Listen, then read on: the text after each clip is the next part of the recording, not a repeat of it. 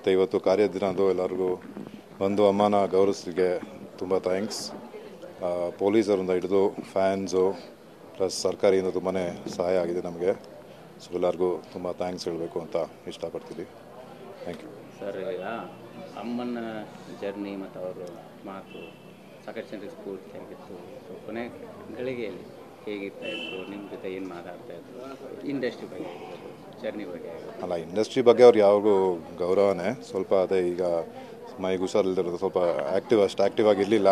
But ಯಾವಾಗಲೂ ಕನ್ನಡ ಇಂಡಸ್ಟ್ರಿಗೆ support ಮಾಡಿಕೊಂಡು, ತಮಿಳ್ ಇಂಡಸ್ಟ್ರಿಗೆ ಸಪೋರ್ಟ್ ಮಾಡಿಕೊಂಡು ಒಳ್ಳೇದೇ, ಕೊನೆ ತನಕ ಒಳ್ಳೇದೇ ಮಾತಾಡ್ಕೊಂಡು. ನಮಗೆ ಅವರು ತಾಯಿ ಆಗಿದ್ರು ಅವರು ಪಬ್ಲಿಕ್ ಫಿಗರ್ ಅಲ್ವಾ. ಸೊ ಅವ್ರ ಮನಸ್ಸು ಯಾವಾಗಲೂ ಫ್ಯಾನ್ಸ್ ಜೊತೆಲಿ ಆಮೇಲೆ ಇಂಡಸ್ಟ್ರಿ ಅವ್ರ ಜೊತೆ ಇರ್ತಾಯಿತ್ತು.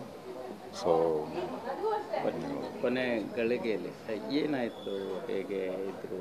ಅದೇ ಸ್ವಲ್ಪ ಹುಷಾರು ತಪ್ಪಿತ್ತು, ಅವರು ವಯಸ್ಸು ಆಗಿತ್ತಲ್ವ.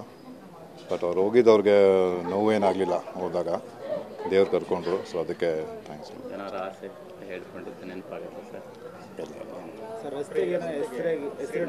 ಹೌದು, ಅದೇ ಇವಾಗ ಇಲ್ಲಿ ಮಲ್ಲೇಶ್ವರಮಲ್ಲೇ ಒಂದು ರಸ್ತೆಗೆ ಹೆಸರಿಡಬೇಕು ಅಂತ ಇದ್ದಾರೆ.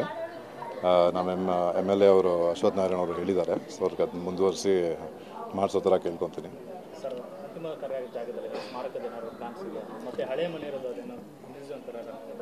ಮ್ಯೂಸಿಯಂ ಮಾಡೋ ಪ್ಲ್ಯಾನ್ಸ್ ಅಂತ ಇಲ್ಲ, ಬಟ್ ಅಲ್ಲಿ ನಾವು ಮಣ್ಣು ಮಾಡಿರೋ ಕಡೆ ಒಂದು ಮೆಮೋರಿಯಲ್ ಥರ ಮಾಡ್ತೀವಿ ಅಂತ ಪ್ಲ್ಯಾನ್ ಮಾಡ್ಕೊಂಡಿದ್ದೀವಿ ಮುಂದೆ. Thank you.